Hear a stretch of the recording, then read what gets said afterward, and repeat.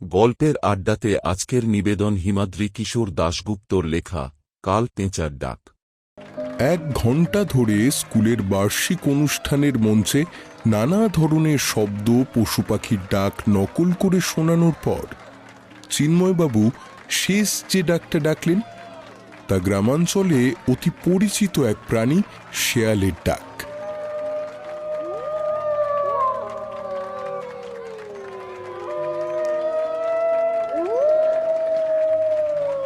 এবং তাঁর এই হুক্কা হওয়া ডাক এত নিখুঁত হল যে পর মুহূর্তেই স্কুল বাড়ির পেছনের জঙ্গল থেকে দিনের আলো থাকা সত্ত্বেও সত্যিকারের শেয়ালের দল প্রত্যুত্তর দিল।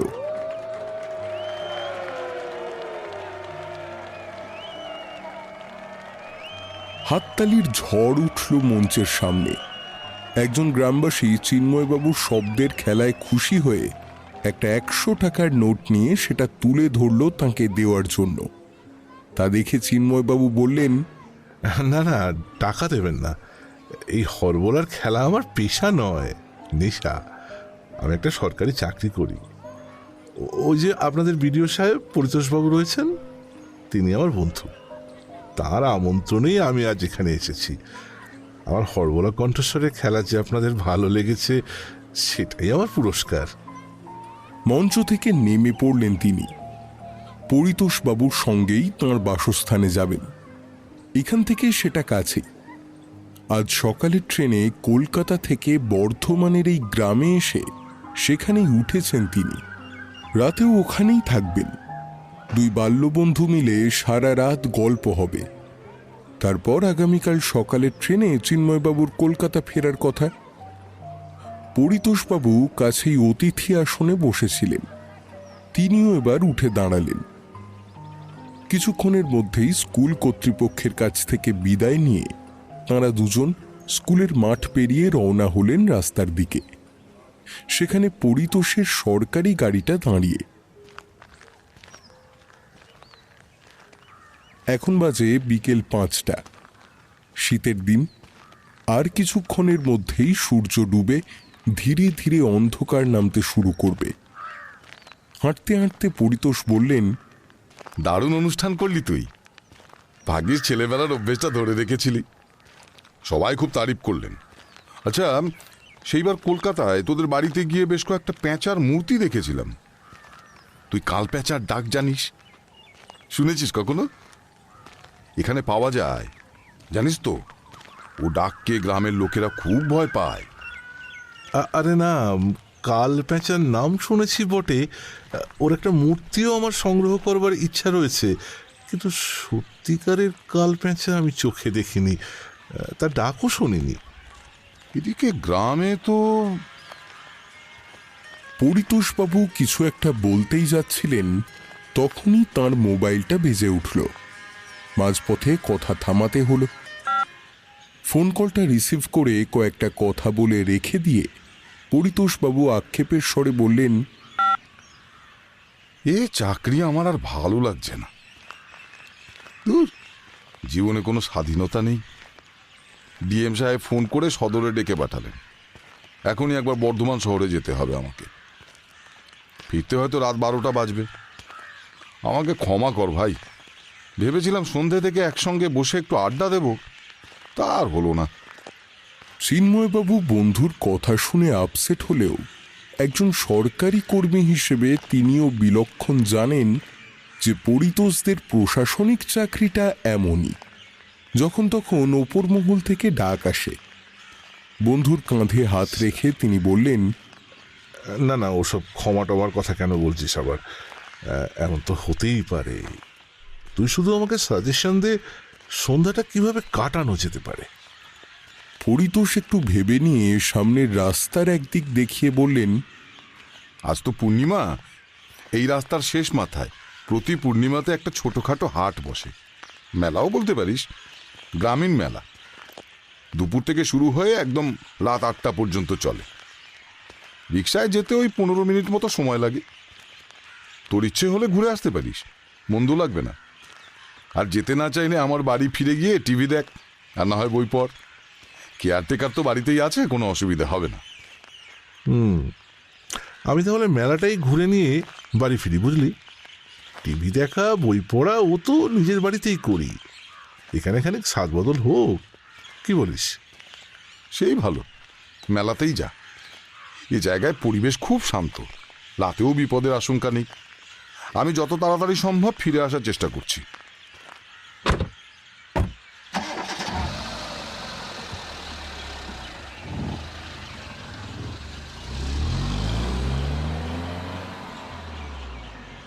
বন্ধুর থেকে বিদায় নিয়ে পরিতোষ গাড়িতে চড়ে রওনা হয়ে গেলেন জেলা সদরের দিকে।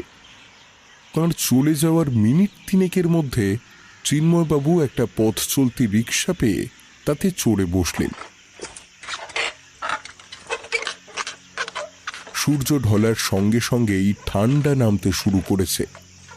নিজের গায়ের চাদরটা ভালো করে জড়িয়ে নিলেন তিনি। রিক্সাটা তাকে নিয়ে চলল মেলার মাঠের দিকে।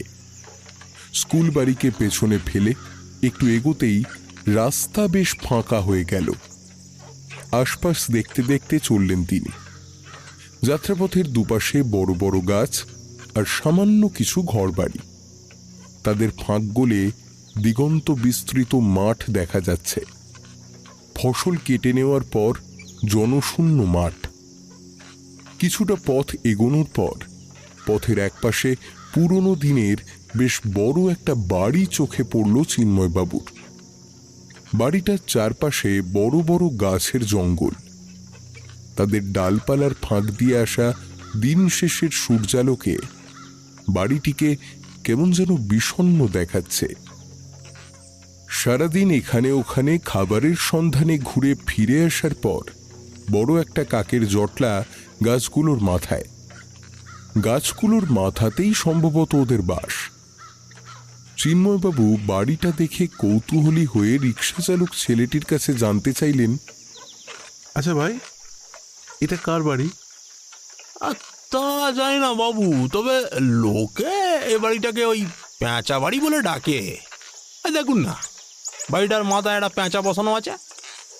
চিন্ময়বাবু ছেলেটার কথা শুনে তাকিয়ে দেখলেন সত্যি বাড়িটার মাথার উপরের কার্নিশে একটা বেশ বড় পেঁচা বসানো।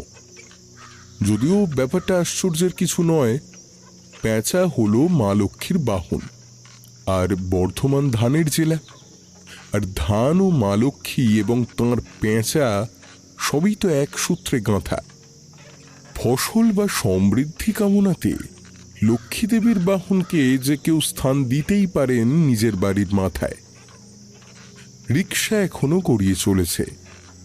আর একটু পথ এগোতেই এবারে চিন্ময়বাবুর কানে এলো লোকজনের হই হট্টগোলের শব্দ। বুঝলেন মেলার প্রায় কাছেই চলে এসেছেন তিনি। এই যে বাবু, চলে এসছি, নামেন নামেন। রিক্সা থেকে চিন্ময়বাবু যখন মেলার মাঠে নামলেন, সূর্য তখন ডুব মেরেছে। আলো পড়ে আসতেই মেলা প্রাঙ্গণে একসঙ্গে অনেকগুলো জেনারেটর শব্দ করে চলতে শুরু করল। সঙ্গে সঙ্গে চট আর প্লাস্টিকের ত্রিপল দিয়ে তৈরি হওয়া মেলার অস্থায়ী দোকানগুলোতেও জ্বলে উঠল সারি সারি আলো। বিশাল একটা মাঠ, তার মধ্যে বড় বড় গাছও আছে। মেলাটা সেইখানেই বসেছে। স্থানীয় মানুষেরা এই মেলাকে ডাকে পূর্ণিমার হাট নামে। ভরা সন্ধ্যায় জমজমাট পূর্ণিমার হাটে প্রবেশ করলেন তিনি। চারপাশে ব্যস্ত দোকানপাট। মাটির হাঁড়ি কড়াই থেকে শুরু করে সস্তার নিত্য প্রয়োজনীয় জিনিসের দোকান, জামাকাপড় থেকে শাকসবজি, ধানের বস্তা, এমনকি ছাগল হাঁস মুরগিও বিক্রি হচ্ছে। আর আছে অগুন্তি খাবারের দোকান। গরম জিলিপি, সিঙারা, গজা, পাঁপড় থরে থরে সাজানো। এক ঠোঙা জিলিপি কিনে খেতে খেতে দোকানগুলোতে ঘুরে বেড়াতে লাগলেন তিনি।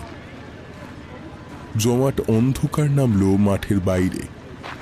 বিরাট মাঠে অনেকক্ষণ ধরে ঘুরে বেড়ালেও নিজের কেনার মতো তেমন কিছু পেলেন না তিনি। মাঠের মধ্যে এক জায়গায় মজার খেলা দেখাচ্ছে। বাঁশের মাথায় দড়ির ওপর দিয়ে হাঁটা। ছোট ছোট ছেলে মেয়েদের ভোজবাজির খেলা। এগিয়ে গিয়ে সেখানে খানিক দাঁড়িয়ে খেলা দেখতে লাগলেন তিনি।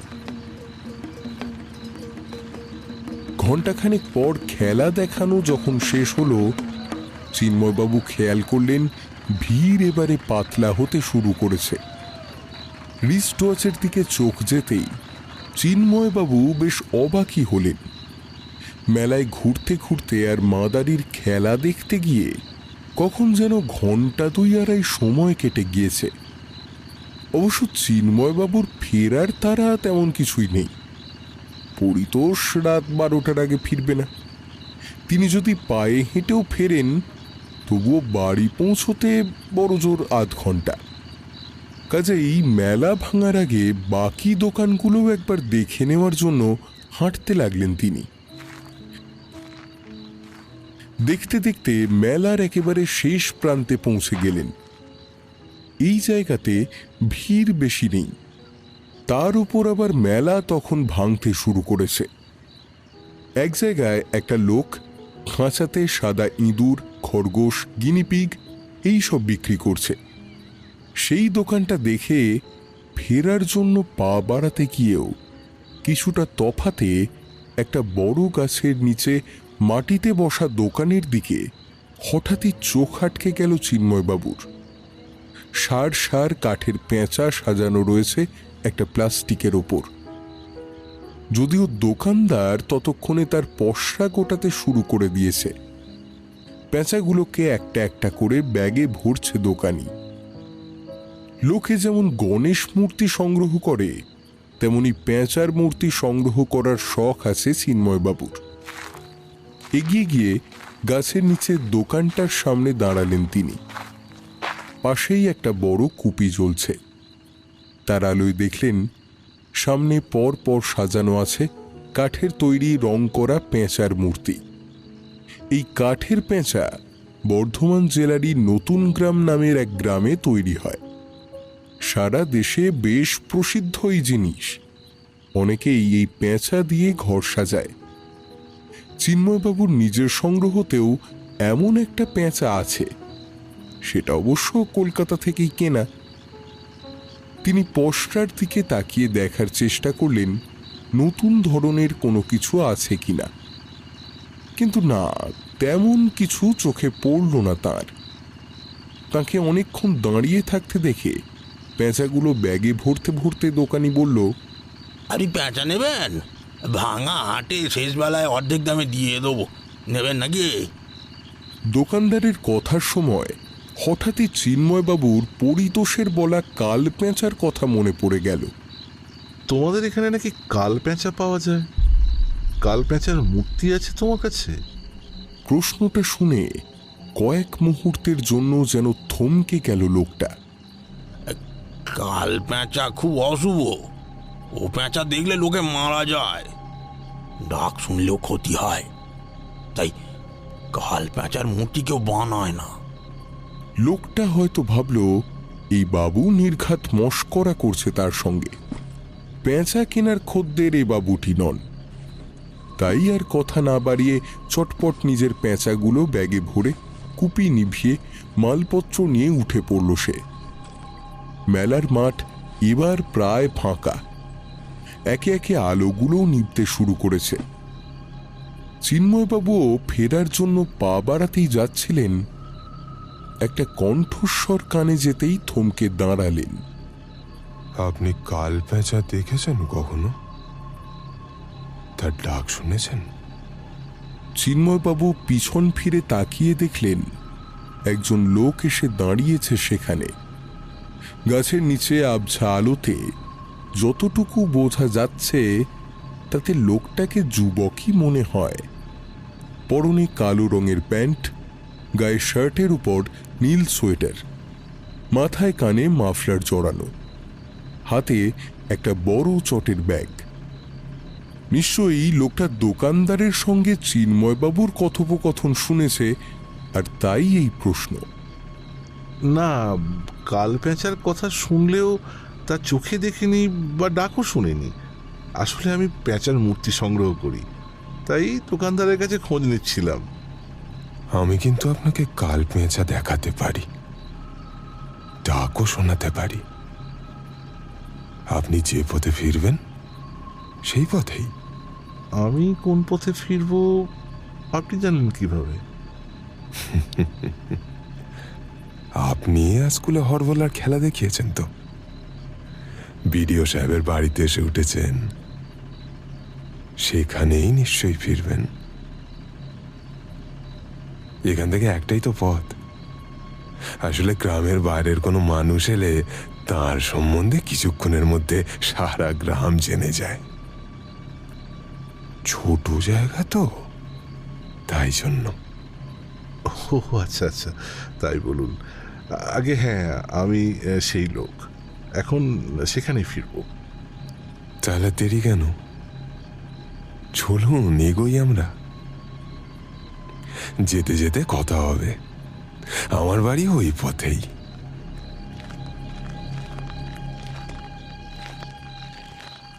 কিছুক্ষণের মধ্যেই মেলার মাঠের বাইরে এসে উপস্থিত হলেন তাঁরা। মেলা ততক্ষণে পুরোটাই ভেঙে গিয়েছে, বাইরেটাও বেশ ফাঁকা।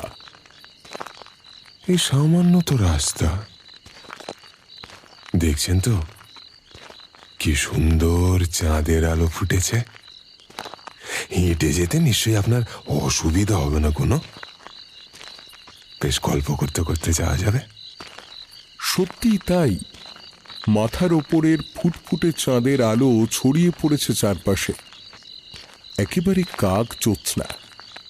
পথ চলতে কোনো অসুবিধা হবে না চিন্ময়বাবুর। তাছাড়া হয়তো কাল পেঁচা দেখানোর জন্য তাকে পায়ে হেঁটেই নিয়ে যেতে চাইছে লোকটা। হ্যাঁ চলুন, আমার হেঁটে যেতে আপত্তি নেই, কিন্তু আপনার নামটা তো আমার এখনো জানা হলো না। আমার নাম সুবল সূত্রধর। আমি শহরেরই মানুষ, সরকারি আর্ট কলেজ থেকে পাশ করা একজন শিল্পী। এখানেই থাকি। এখানে আমার যে বাড়িতে থাকি সেখানে অনেক পেঁচার মূর্তি আছে। বাড়ির ল্যান্ডলেডির একসময় আপনার মতো নানা ধরনের পেঁচার মূর্তি সংগ্রহের বাতিক ছিল। আমার নিজের তৈরি একটা কাল পেঁচার মূর্তিও আছে সেখানে। সুবল সূত্রধরের কথা শুনে বেশ উৎসাহিত বোধ করলেন চিন্ময়বাবু। এদিক সেদিকের নানা গল্প করতে করতে একসাথে এগিয়ে চললেন দুজনে। পেঁচা তো মা লক্ষ্মীর বাহন, অথচ কাল পেঁচার ব্যাপারটা নিয়ে এখানকার মানুষদের মনে যে কুসংস্কার আছে তা ওই পেঁচা বিক্রেতার কাছে আজ বুঝলাম। লক্ষ্মী দেবীর মূর্তির সঙ্গে প্রথম পেঁচার মূর্তির দেখা মেলে কুষাণ যুগে। সে পেঁচা হলো শ্বেত পেঁচা, লোকে যাকে বলে ওই লক্ষ্মী পেঁচা। কালো রং এমনিতেই তো অশুভর প্রতীক। শুধু গ্রাম কেন, দেশের নানা জায়গায় পেঁচা নিয়ে ভিন্ন ভিন্ন কুসংস্কার আছে সব। যেমন উত্তর ভারতের অনেক জায়গায় লোকের বিশ্বাস পেঁচা হলো মৃত্যুর প্রতীক। তারা সাক্ষাৎ মৃত্যুর বার্তা বহন করে আনে, তা সে যে রঙেরই পেঁচা হোক না কেন। দক্ষিণ ভারতে কিছু কিছু মানুষের বিশ্বাস বাড়ির দাওয়াতে পেঁচা বসলে শিশু মৃত্যু অবশ্যম্ভাবী। দেশ বিদেশের বহু জায়গায় তো পেঁচাকে প্রেতাত্মা বলে মনে করা হয়। লোকটার কথা শুনে চিন্ময়বাবুর মনে হলো তিনি নিশ্চয়ই বেশ শিক্ষিত, নইলে কুষাণ যুগের পেঁচার ব্যাপারটা বলতে পারত না। চিন্ময়বাবু নিজেই জানতেন না বিষয়টা। পেঁচা নিয়ে টুকটাক নানা কথা বলতে বলতে হাঁটতে থাকলেন তারা। সুবল সূত্রধরের বড় ব্যাগটার ভিতর থেকে মাঝে মাঝে কেমন যেন একটা খচমচ শব্দ আসছে। চিন্ময়বাবুর কেন জানি না মনে হলো ছোটখাটো কোনো জীবন্ত প্রাণী আছে ওর মধ্যে। হয়তোবা মেলা থেকে কেনা কোনো হাঁস মুরগি হবে। হাঁটতে হাঁটতে একসময় রাস্তার পাশে সেই গাছে ঘেরা পুরনো বাড়িটার সামনে পৌঁছে গেলেন তাঁরা। চাঁদের আলোয় বাড়ির মাথায় পেঁচার মূর্তিটি এখন স্পষ্ট হয়ে জেগে রয়েছে। বাড়ির সামনের রাস্তায় এসে থামল লোকটা। আসুন আসুন, এই এই আমার বাসস্থান। বাড়ির মালকিন খুব খুশি হবেন আপনাকে দেখলে। আজ কাল পেঁচা দেখাবো আপনাকে, তার ডাকটাও শোনাবো। লোকটা এগিয়ে গেল বাড়িটার দিকে। ঘড়ি দেখলেন চিন্ময়বাবু। রাত এখন 8:30। এ জায়গা থেকে স্কুল বাড়ি বা পরিতোষের বাসস্থান খুব বেশি দূরে নয়। তার হাতে সময়ও আছে। তবুও এত রাতে হঠাৎ অপরিচিত কোনো ভদ্রমহিলার বাড়ি যাওয়া ঠিক হবে কি না তা বুঝতে না পেরে থমকে দাঁড়িয়ে পড়লেন তিনি। তার পায়ের শব্দ থেমে যাওয়াতে সুবলবাবু ঘাড় ফিরিয়ে দেখল। আসুন আসুন, সংকোচ করবেন না। কাল পেঁচা দেখবেন তো নাকি? ভেতরে গিয়ে দেখবেন, চলুন। মালকিনের কত রকম পেঁচার সংগ্রহ আছে। আসুন আসুন, ভয় কি? ভয় পাবেন না। আসুন আসুন আসুন। লোকটার ঘাড় ফেরানোর মধ্যে কেমন যেন একটা অদ্ভুত ব্যাপার আছে বলে মনে হলো চিন্ময়বাবুর। কিন্তু সেটা যে কি তিনি তা সেই মুহূর্তে বুঝে উঠতে পারলেন না। যাই হোক, দ্বিধা কাটিয়ে তিনি এগোলেন বাড়িটার দিকে। বড় গাছে ঘেরা বাড়িটার সামনে এক ফালি ফাঁকা জমি। তারপর পলেস্তেরা খসা থামওয়ালা বারান্দায় গিয়ে উঠতে হয়। বাড়ির ভিতর থেকে কোনো শব্দ আসছে না, কোথাও কোনো আলোও চোখে পড়ছে না। সুবল সূত্রধরের সঙ্গে চিন্ময়বাবু উঠে এলেন সেই বারান্দাতে।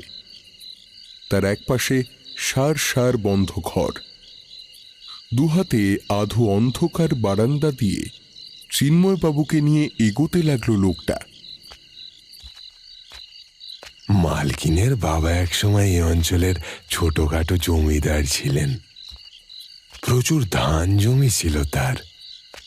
লক্ষ্মীরূপে অষ্টধাতুর পেঁচা মূর্তি পুজো হতো সিংহাসনে। তখন লোকজন আর ঠাকুর চাকরে এবারে কম কম করতো একবারে।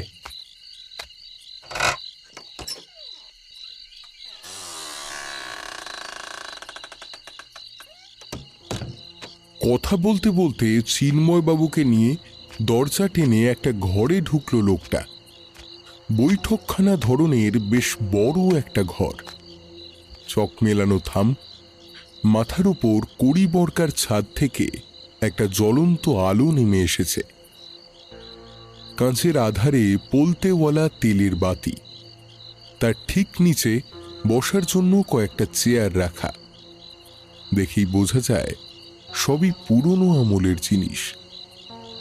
এছাড়াও সাবেক কালের একটু নিচু ধরনের গদি আঁটা বেশ বড় সিংহাসনের মতো আসনও রয়েছে দেওয়ালের একপাশে। তবে এ ঘরের যে জিনিসগুলো সব থেকে বেশি চিন্ময়বাবুর দৃষ্টি আকর্ষণ করল তা হল চারপাশের দেওয়ালের গায়ে বসানো কাঠের তাক। বুক সমান উঁচু থেকে প্রায় ছাদ পর্যন্ত তাকগুলোতে রাখা আছে নানা আকারের নানা ধরনের পেঁচা। তারা যেন এক দৃষ্টে চেয়ে আছে কেবল চিন্ময়বাবুর দিকেই। মনে মনে তিনি ভাবলেন, তাঁর বাড়িতে যে সংগ্রহ আছে তা এ সংগ্রহের তুলনায় নিতান্তই নস্যি। এইসব নানা জায়গা থেকে আমার মালকিনি সংগ্রহ করে এনেছিলেন। এ তো দেখছি অবিশ্বাস্য সংগ্রহ। এমন সংগ্রহ আমি আগে কখনো দেখিনি। বিস্মিত মুগ্ধ দৃষ্টিতে সুবল সূত্রধরের সঙ্গে তিনি এগিয়ে গেলেন দেওয়ালের কাছে। এই দেওয়ালে সব পেঁচা এই বাংলারই। আর ওই যে অন্য পাশের দেওয়ালে অন্য নানা জায়গার পেঁচা। লোকটা প্রথমে যে দেওয়ালের পেঁচাগুলো দেখাতে লাগলো সেখানে বর্ধমানের কাঠের পেঁচা তো আছেই, তার সঙ্গে আছে বীরভূমের সিউড়ির গালার পেঁচা, বাঁকুড়ার ডোকরা পেঁচা, মুর্শিদাবাদের শোলার পেঁচা, কৃষ্ণনগরের মাটির, মেদিনীপুরের মোষের সিংহের, ঝাড়গ্রামের রেশমের, অযোধ্যা পাহাড়ের পাথরের নানা ধরনের পেঁচা। প্রথম দেওয়ালটা দেখা শেষ হলে পর পাশের দেওয়ালের গায়ে যে সিংহাসনটা রাখা আছে সেদিকের দেওয়ালের তাকগুলো দেখতে লাগলেন চিন্ময়বাবু। এই পেঁচাগুলোও তাকে চিনিয়ে দিতে লাগলো লোকটা।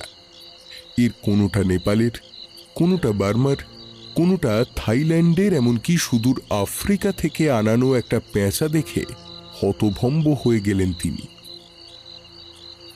অবিশ্বাস্য সংগ্রহ আপনার মালকিনের, কিন্তু কাল পেঁচা কোথায়? আপনি এখানে একটু অপেক্ষা করুন, আমি গিয়ে সেটাই ঘরেই নিয়ে আসছি।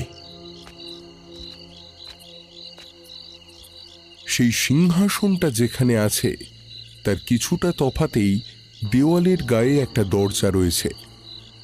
লোকটা তার হাতের ব্যাগটা প্রথমে ঘরের মেঝেতে নামিয়ে রেখে তারপর বেরিয়ে গেল সেই দরজা দিয়ে। চিন্ময়বাবু সে ঘরে ঘুরে ঘুরে দেওয়ালের গায়ে রাখা পেঁচার মূর্তিগুলো দেখতে লাগলেন। কিছুক্ষণের মধ্যেই ফিরে এলো সুবলবাবু। দুহাতে জাপটে ধরে আছে একটা বেশ বড় পেঁচার মূর্তি। ঘরে ঢুকে সাবধানে মূর্তিটাকে সেই সিংহাসনের পাশে নামিয়ে রেখে বলল, এই হলো আমার তৈরি কালো পেঁচা। চিন্ময়বাবু গিয়ে দাঁড়ালেন সেই মূর্তির সামনে। কাঠের তৈরি কালো রঙের পেঁচার মূর্তিটার উচ্চতা 3.5 ফুট হবে। প্রস্থের দিকে যেন একটু বেশি ছড়ানো। কাত করা পিপের মতো পেঁচাটার ঠোঁট আরও ধারালো। তীক্ষ্ণ নখযুক্ত পা দুটো অত্যন্ত বলিষ্ঠ সাধারণ পেঁচাদের তুলনায়। তার কাঠের শরীরে বাটালি দিয়ে যে পালকগুলো আঁকা রয়েছে তাও যেন কেমন শক্ত রুক্ষ ধরনের। লক্ষ্মী পেঁচার মতো কোনো শান্ত স্নিগ্ধ লালিমা সেই মূর্তিতে নেই, বরং ওই বাঁকানো ঠোঁট, চেরা নখগুলো জীবন্ত হয়ে উঠলে তা যেন কোনো মানুষকে ছিঁড়েও ফেলতে পারে।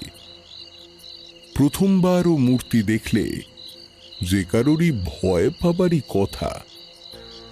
চিন্ময়বাবুও তাই পেলেন। তবে একটা জিনিস দেখে তিনি ভারী আশ্চর্য হলেন। মূর্তিটার চোখের জায়গা দুটো শূন্য। মুখোশের যেমন থাকে তেমনি কেবল দুটো ছিদ্র রয়েছে পেঁচাটার চোখ দুটোতে। চিন্ময়বাবু বেশ কিছুক্ষণ মূর্তিটার দিকে তাকিয়ে থাকলেন। পেঁচার মূর্তিটা সুন্দর, তবে ভয়ঙ্কর। এই মূর্তিটা বানানোর জন্যই মালকিন আমাকে এই বাড়িতে এনেছিলেন।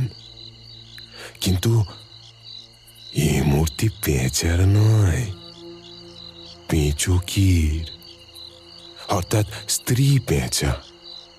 আপনি নিশ্চয়ই জানেন যে স্ত্রী পেঁচা পুরুষ পেঁচার থেকে আকারে বড় হয়। হ্যাঁ, তা শুনেছি, তবে এত বড় আর ভয়ঙ্কর পেঁচার মূর্তি আমি আগে কখনো দেখিনি।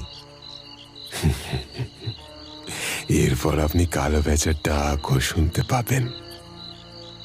আর সামান্য একটু অপেক্ষা করুন। আপনার গৃহপত্রী কোথায়? তিনি কিছু সময়ের মধ্যেই এসে পড়বেন। আপনি চেয়ারে বসে একটু অপেক্ষা করুন।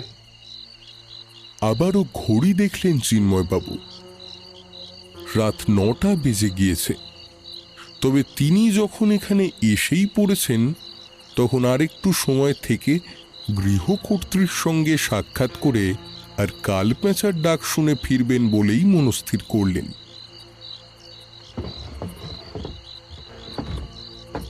চিন্ময়বাবু ঘরের মাঝে রাখা একটা চেয়ারে বসলেন। তার কিছুটা তফাতে বসল সুবল। দীর্ঘক্ষণ ধরে ঘুরে বেড়ানোর ফলেই সম্ভবত চেয়ারে বসার পর একটু ক্লান্তি ভাব অনুভব করলেন চিন্ময়বাবু।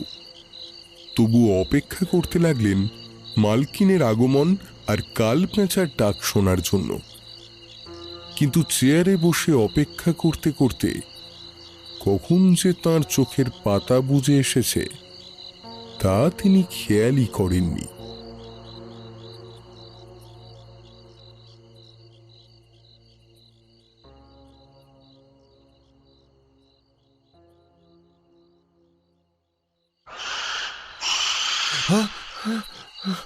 হঠাৎ কিসের একটা আওয়াজ পেয়ে ধড়মড় করে জেগে উঠলেন চিন্ময়বাবু। আওয়াজটা আবারও কানে এলো তাঁর। চিন্ময়বাবু সোজা হয়ে বসে ফেল ফেলে দৃষ্টি মেলে তাকালেন সুবল সূত্রধরের দিকে। লোকটা উঠে দাঁড়িয়েছে। এই হলো কাল পেঁচার ডাক। আর ওই যে আমার গৃহকর্ত্রীও এসে গিয়েছেন। এই বলে তিনি আঙুল নির্দেশ করলেন ঘরের এক পাশে, কাল পেঁচার মূর্তির পাশে রাখা সেই সিংহাসনের দিকে। সেদিকে তাকিয়ে চিন্ময়বাবু দেখলেন এক ভদ্রমহিলা সেই সিংহাসনে বসে তাঁর দিকেই চেয়ে।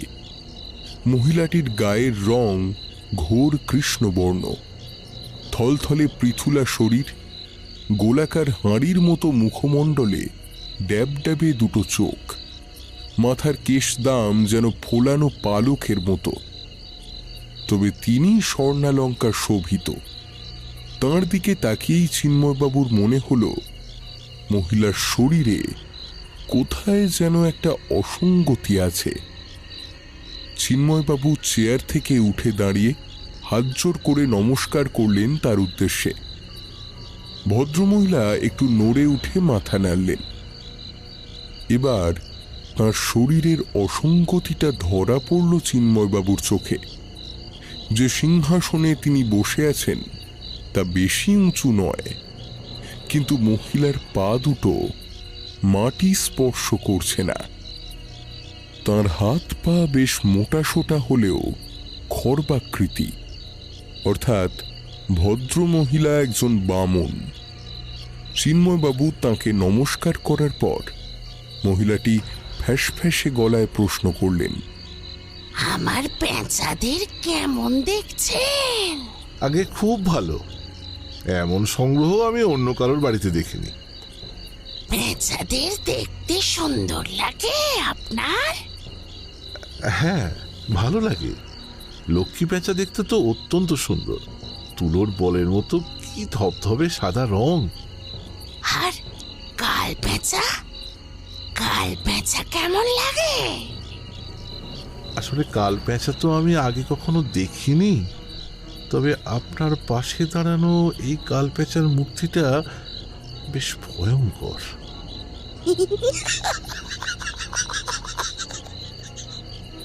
চিন্ময়বাবুর কথা শুনে কেমন একটা অদ্ভুতভাবে হেসে উঠলেন গৃহকর্ত্রী। আশ্চর্য রকমের হিসহিসে ফ্যাঁসফ্যাঁসে হাসি। ভদ্রমহিলা তারপর সুবল সূত্রধরের দিকে তাকিয়ে বললেন, খাবার এনেছ? খাবার? উনি আমাদের অতিথি, ওকে খাবার দাও আর আমাদেরও দাও। না না, আমার কোনো খাবারের দরকার নেই, আপনারা ব্যস্ত হবেন না। ততক্ষণে মালকিনের আদেশ পেয়ে সুবল সূত্রধর এগিয়ে গিয়েছে সিংহাসনের কাছে, যেখানে তাঁর ব্যাগটা রাখা। মেলা থেকে সঙ্গে করে এনেছিল লোকটা।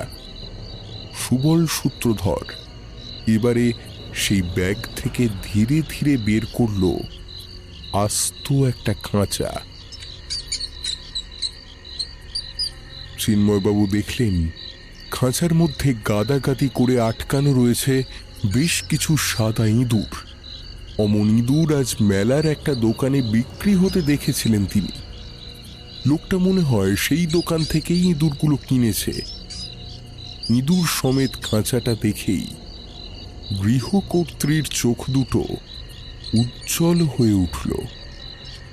বেশ একটা উচ্ছ্বসিত শিরশিরে কণ্ঠস্বরে বললেন, দাও, আমাদের অতিথিকে একটা ইঁদুর দাও। চিন্ময়বাবু কথাটা শুনে অবাক হয়ে গেলেন। ইঁদুর নিয়ে আমি কি করব? কি করবেন ওই দেখুন। এই বলে তিনি ইশারা করলেন সুবল সূত্রধরকে। মালকিনের ইঙ্গিত বুঝে সে খাঁচা থেকে একটা ইঁদুর বার করে সামনের দিকে ছুঁড়ে ফেলে দিল সেটাকে। বেচারা ইঁদুরটা আচমকা মুক্তি পেয়ে ঘরের মেঝেতে ছুটোছুটি শুরু করল। আর তারপরই হঠাৎ যেন চিন্ময়বাবু তার মাথার উপরে একটা বাতাসের ঝাপটা অনুভব করলেন। কিছুটা অবাক হয়ে ওপরের দিকে চোখ তুলে চাইতেই দেখলেন একটা উড়ন্ত পেঁচা নেমে আসছে মেঝে লক্ষ্য করে। আর তারপরই অসম্ভব ক্ষিপ্র গতিতে নখ দিয়ে সে চেপে ধরল তার শিকার, সেই সাদা ইঁদুরটাকে। সুবল সূত্রধর এরপর দ্বিতীয় একটা ইঁদুর ছুঁড়লেন মাটিতে। চিন্ময়বাবু বিস্ফারিত চোখে স্পষ্ট দেখলেন তাকে রাখা কৃষ্ণনগরের মাটির পেঁচাটা প্রথমে একবার কেঁপে উঠল, তারপর মেঝেতে নেমে ছোঁ মেরে তুলে নিল ইঁদুরটাকে। সুবল এরপর একইভাবে মেঝেতে ছুঁড়তে লাগলো একটার পর একটা ইঁদুর। আর বিস্মিত চিন্ময়বাবু চেয়ে চেয়ে দেখতে লাগলেন দেওয়ালের গা থেকে জীবন্ত হয়ে মেঝেতে দৌড়ে বেড়ানো শিকার ধরতে নেমে আসছে একের পর এক পেঁচা। গালার পেঁচা, শোলার পেঁচা, আফ্রিকার পেঁচা, নিরীহ ইঁদুরগুলোকে ছিন্ন ভিন্ন করে মুখে পুড়ছে তারা। আর সেই দৃশ্য যেন মহা আনন্দে চারপাশে ঘাড় ঘুরিয়ে নিষ্ঠুর উল্লাসে প্রত্যক্ষ করছে সিংহাসনে বসা গৃহকর্ত্রী আর সুবল সূত্রধর। তাদের দুজনের ঘাড় ফেরানো দেখে এবার আরও একটা অদ্ভুত ব্যাপার খেয়াল করলেন চিন্ময়বাবু। তাঁরা দুজন কোনো কোনো সময় ঘাড়টা একদম 180 ডিগ্রি ফেরাচ্ছেন, ঠিক যেমন করে পেঁচারা ঘাড় ফেরায়। চিন্ময়বাবু বুঝে উঠতে পারলেন না তিনি কোনো স্বপ্ন দেখছেন কিনা, নইলে এমন ঘটনা বাস্তবে ঘটা কিভাবে সম্ভব। একসময় খাঁচার শেষ ইঁদুরটাকেও ছেড়ে দিল লোকটা। তাক থেকে সব পেঁচাই তখন মেঝেতে নেমে এসেছে।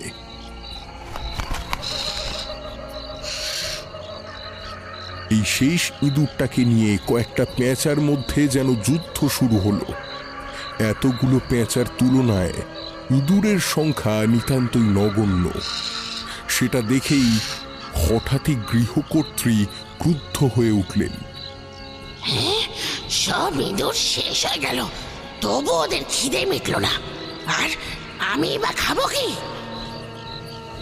সুবল সূত্রধর খাঁচাটা মাটিতে নামিয়ে 90 ডিগ্রি ঘাড় ফিরিয়ে একবার তাকালো চিন্ময়বাবুর দিকে।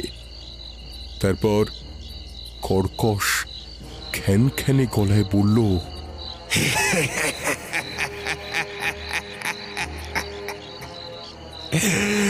খাবার তো আমাদের সামনেই দাঁড়িয়ে, এত বড় একটা ইঁদুর আমাদের সবার খিদে মেটাতে পারবে। ইঁদুর কাকে বলছে ওই লোকটা? আচ্ছা, চিন্ময়বাবু কি ঘুমিয়ে কোনো স্বপ্ন দেখছেন?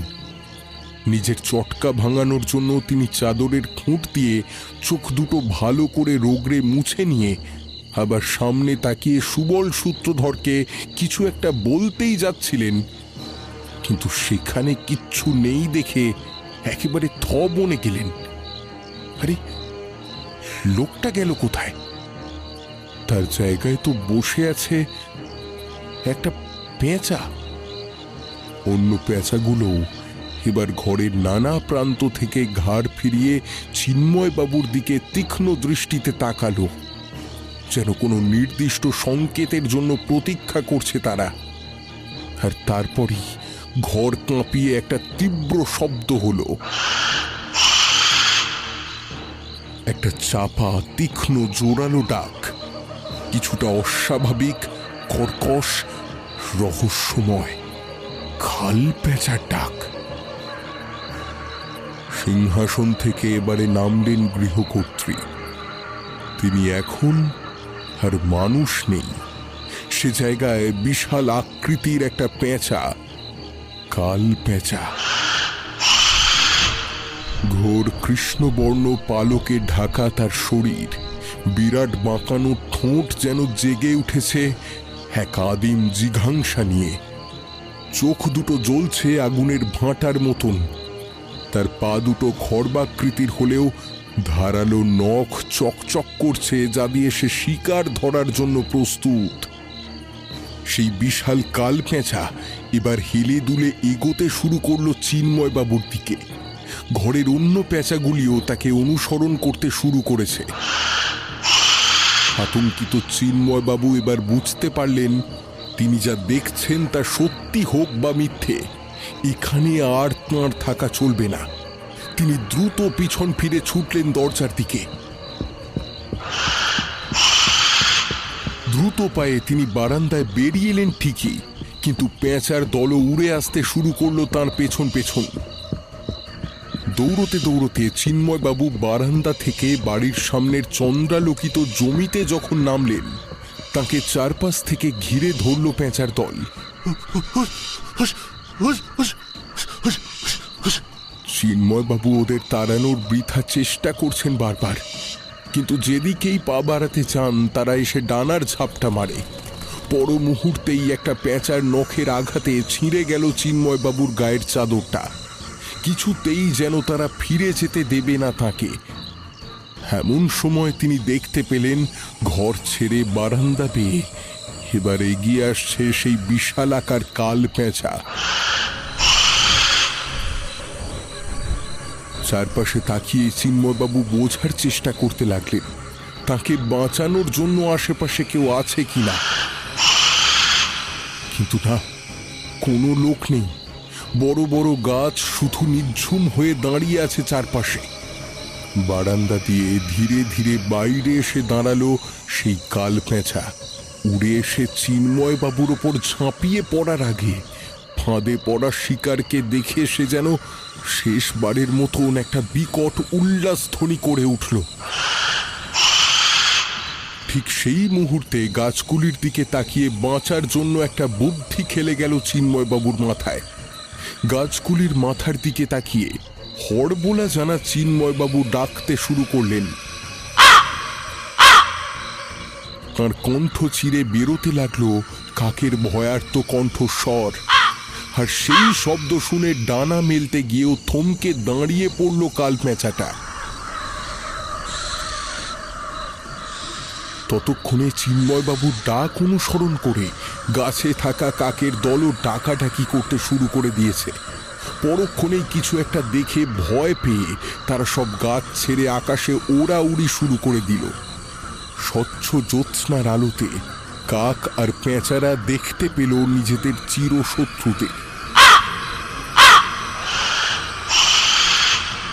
কাকের দল নিচে নামতে শুরু করলো। চিন্ময়বাবু তখনও অবিরত ডেকে চলেছেন হড়বোলার ডাক। মুহূর্তের মধ্যেই এরপর যেন খেলা ঘুরে গেল অন্যদিকে। চিন্ময়বাবুকে ঘিরে রাখা পেঁচার দল তাঁকে ছেড়ে দিয়ে ঝাঁপিয়ে পড়ল কাকেদের উপর।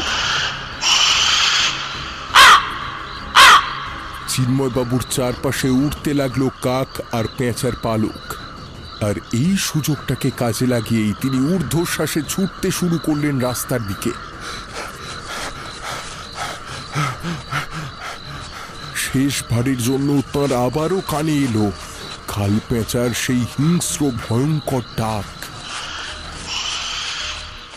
বেশ কিছুটা ছোটার পর একটা গাড়ির হেডলাইটের আলো এগিয়ে আসতে দেখলেন তিনি।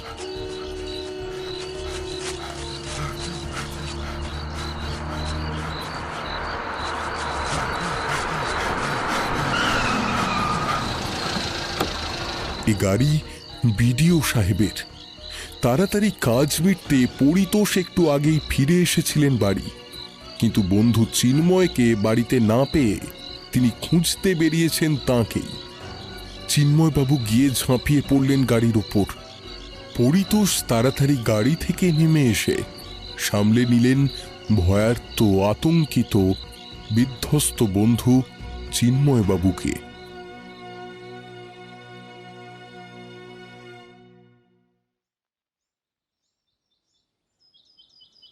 পরদিন আলো ঝলমল ভোরে পরিতোষের বাড়ি থেকে তাঁর গাড়িতে রেল স্টেশন যাবেন বলে বাইরে বেরোলেন দুজন। তবে রেল স্টেশন যাওয়ার আগে তাঁরা দুজন গত রাতের বাড়িটায় যাবেন বলে ঠিক করেছেন। চিন্ময়বাবু ফেরার আগে সে বাড়িতে গিয়ে একবার দেখে যেতে চান যে সে বাড়িতে সত্যি কিছু আছে নাকি পুরো ব্যাপারটাই ছিল তার হ্যালুসিনেশন। চিন্ময়বাবু গত রাতে বাড়ি ফেরার পর সমস্ত ঘটনাটা আদ্যোপান্ত পরিতোষকে জানিয়েছেন।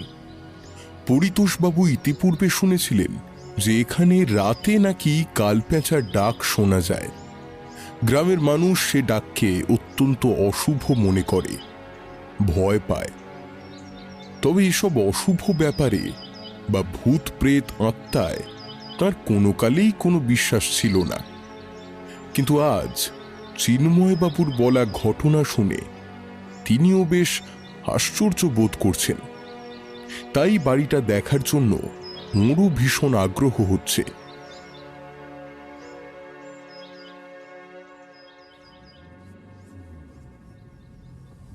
দুই বন্ধুকে নিয়ে পরিতোষবাবুর ড্রাইভার গাড়ি নিয়ে এগিয়ে চলল বাড়িটার দিকে। বাড়ির কাছাকাছি পৌঁছতেই আকাশে অনেক কাকের ওড়াউড়ি দেখতে পেলেন তাঁরা।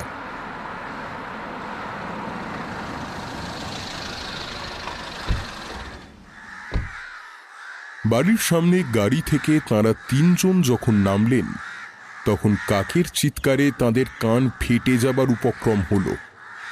গাছগুলির মাথায় বাড়িটার কার্নিশে একটানা ডেকেই চলেছে কাকের দল, যেন এ অঞ্চলের সব কাক এসে আজ জড়ো হয়েছে এইখানেই। এর কারণ অবশ্য বাড়িটার বারান্দার সামনে সেই একচিলতে ফাঁকা জমির সামনে গিয়েই বুঝতে পারলেন চিন্ময়বাবু। চারপাশে ছড়িয়ে আছে কাকের পালক আর ছিন্ন ভিন্ন হয়ে যাওয়া কাকেদের দেহ।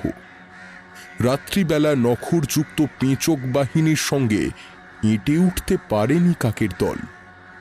কাকও মানুষের মতোই সমাজবদ্ধ জীব।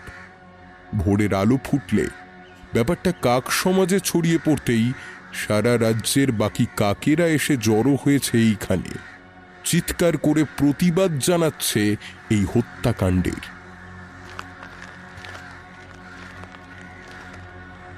চিন্ময়বাবুরা উঠে পড়লেন বারান্দাতে। ধুলোমাখা বারান্দা পেরিয়ে তারা প্রবেশ করলেন গতকালের ঘরটাতে।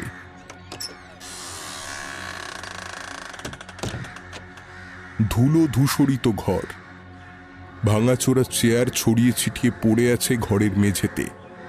দেওয়ালে টুকরো টুকরো হয়ে ভাঙা নানা ধরনের পেঁচার মূর্তি। সেই সিংহাসনটাকেও একই জায়গাতে দেখতে পেলেন চিন্ময়বাবু। তবে কাঠের তৈরি সেই কালপ্যাঁচার মূর্তিটা এখন পাশে নয়, সিংহাসনের ওপরই হেলে পড়ে আছে। চারপাশে যা আছে সবই ধুলোময়। মাকড়সা জাল বুনেছে সেই সিংহাসনে।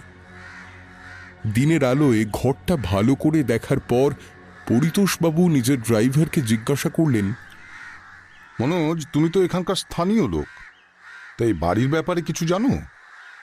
গ্রামের লোকেদের মুখে বাড়ি সম্পর্কে একটা গল্প ঘুরে বেড়ায় স্যার, তবে তার কতটা সত্যি তা জানি না। কিন্তু গ্রামের সব মানুষরাই এ বাড়িটাকে এড়িয়ে চলে স্যার। কি গল্প? বহু বছর আগে এই বাড়িতে থাকতেন এক বিরাট ধনী লোক। প্রচুর জমি জরাত ছিল তার। লোকটার একটা মেয়ে ছিল। শুনেছি সে দেখতে নাকি ছিল খুবই বিশ্রী। মুখের আদল ছিল অনেকটা কালপ্যাঁচার মতন। তার উপরে সে নাকি ছিল বামুন। তা সে মেয়ের আবার ছিল পেঁচার মূর্তি জমানোর খুব শখ।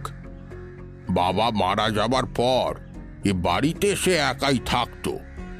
মেয়েটার সঙ্গে গ্রামবাসীরা মিশত না, হয়তোবা মাঝবয়সী মেয়েটার কুরূপের জন্যই। তাছাড়া জানেনই তো, পেঁচা নিয়ে নানা সংস্কার থাকে গাঁগঞ্জের মানুষের মধ্যে। আর এ বাড়ি তো ভর্তি থাকতো পেঁচার মূর্তিতে। একদিন একজন লোক এসে উপস্থিত হলো এ বাড়িতে।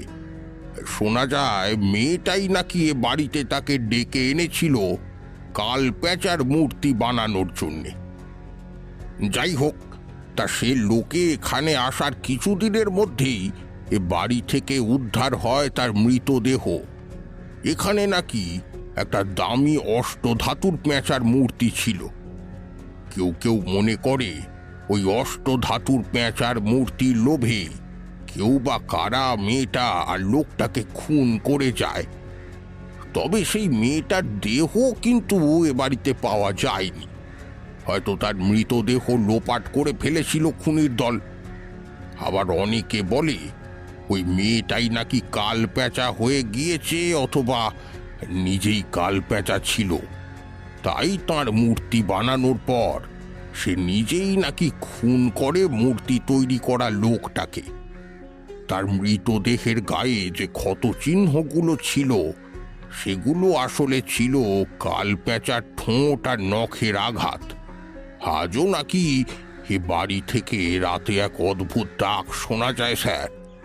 লোকে বলে কাল প্যাঁচার ডাক, সে ডাক শুনলে ক্ষতি হয়। একটানা কথা বলে থামল মনোজ।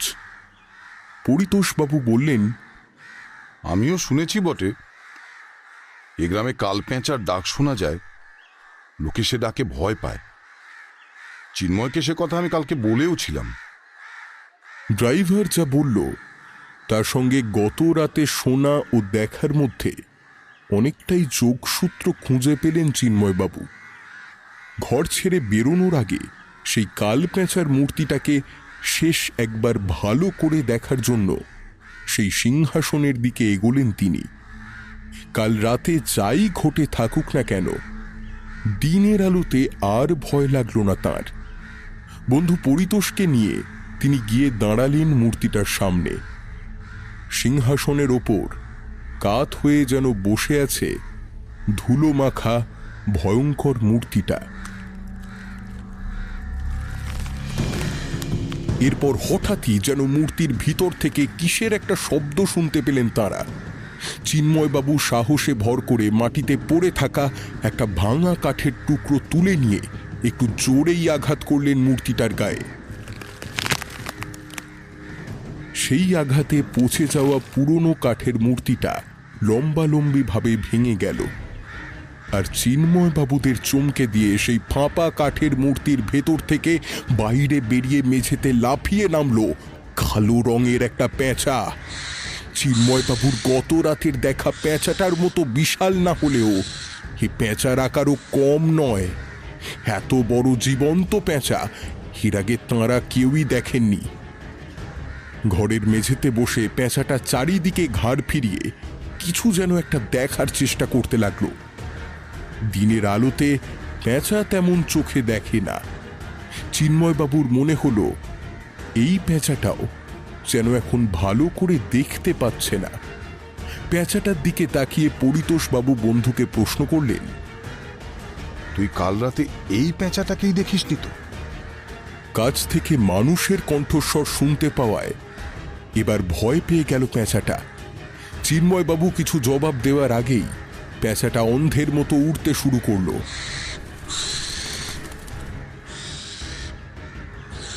তারপর এ দেওয়াল ও দেওয়ালে ধাক্কা খেতে খেতে হঠাৎই দরজা দিয়ে ঘরের বাইরে বেরিয়ে গেল। আর এরপরই চিন্ময়বাবুদের কানে বাইরে থেকে ভেসে এলো কাকেদের সম্মিলিত চিৎকার। তাঁরা তিনজনও সে ঘর ছেড়ে বাইরে বেরিয়ে এলেন। বাইরের বারান্দা দিয়ে একটু এগোতেই দেখলেন সামনের সেই এক চিলতে জমিতে দিনের আলোতে সেই অন্ধ পেঁচাটার উপর ঝাঁপিয়ে পড়েছে অগুন্তি কাকের দল। রাতের অন্ধকারে সঙ্গীদের হত্যাকাণ্ডের বদলা এবার দিনের আলোয় নেবে তারা। কাকেদের আক্রমণে কাল পেঁচার কালো পালক উঠছে বাতাসে। কাকদের আক্রমণ এড়াতে কোনো রকমে সে জায়গার পাশ কাটিয়ে তারা তিনজন ছুটে গিয়ে উঠলেন গাড়িতে। তারপর সে জায়গা ছেড়ে রওনা হওয়ার আগে কাকদের কোলাহল মুখর বাড়িটার দিকে শেষবারের জন্য পিছন ফিরে তাকালেন চিন্ময়বাবু। অমনি তার চোখের সামনে যেন ভেসে উঠল সেই দৃশ্য। সিংহাসন ছেড়ে তাঁর দিকে হেলতে দুলতে এগিয়ে আসছে সেই কদাকার মহিলা, একটা বিরাট বড় হিংস্র কাল পেঁচা।